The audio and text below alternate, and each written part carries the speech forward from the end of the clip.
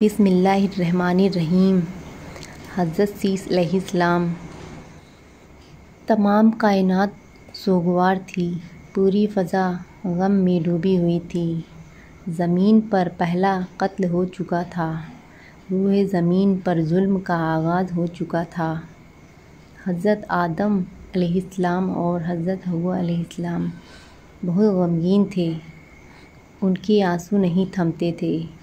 ایک بیٹا بے درسی سے قتل کر دیا گیا تھا اور دوسرا مردوں جیسا ہو گیا تھا۔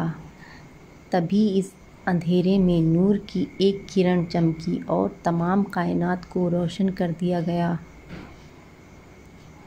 یہ روشنی تھی اللہ کے اس انعام کی جو اللہ نے اپنے پیارے بندے آدم علیہ السلام کو ایک بیٹے کے روپ میں عطا کیا۔ دونوں اس انعام کو پا کر بہت خوش تھے۔ آپ نے ان کا نام شیس رکھا۔ حضرت شیس علیہ السلام نہایت نیک خصلت، فرما بردار اور اپنے والد کے تعلیمات پر عمل کرنے والے تھے۔ جب آپ کی عمر 150 سال ہوئی تو آپ کی شادی حضرات بنت آدم سے ہوئی، جن سے آپ کے یہاں انوش اور نعامہ ایک بیٹا اور بیٹی پیدا ہوئی، جن کے بعد آپ 500 سال اور زندہ رہے اور آپ کے یہاں بھی بہت سی اولادیں پیدا ہوئیں۔ وقت گزرتا رہا، اولاد آدم پروان چڑھتی رہی، نئی نئی بستیاں اور زندگی گزارنے کی نت نئی چیزیں ایجاد ہوتی رہیں۔ اولاد آدم دو حصے میں تقسیم ہو گئی، جن میں ایک طرف شیس علیہ السلام کی اولاد اور دوسری طرف قابیل کی۔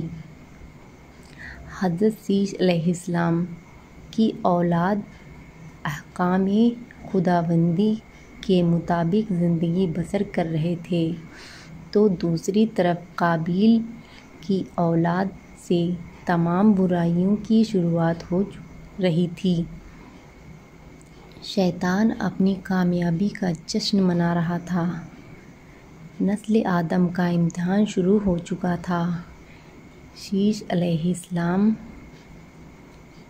کی اولاد پہاڑوں پر اور قابیل کی اولاد میدانی علاقوں میں آباد ہو گئی۔ وقت اپنی منزل طے کرتا رہا، یہاں تک کہ حضرت آدم علیہ السلام کا اللہ کی طرف جانے کا وقت آ پہنچا۔ حضرت آدم علیہ السلام کی وصیت۔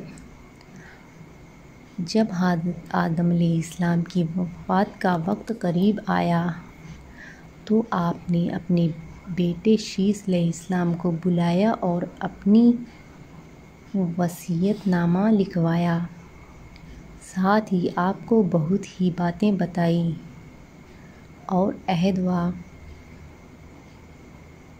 پیمان کے لیے دن رات کی اوقات سکھائے۔ فرمایا، میرے بیٹے سنو، ہر گھڑی میں اللہ کی کوئی نہ کوئی مخلوق عبادت کرتی ہے۔ پھر فرمایا، زمین پر طوفان آئے گا تو 700 سال ٹھہرے گا۔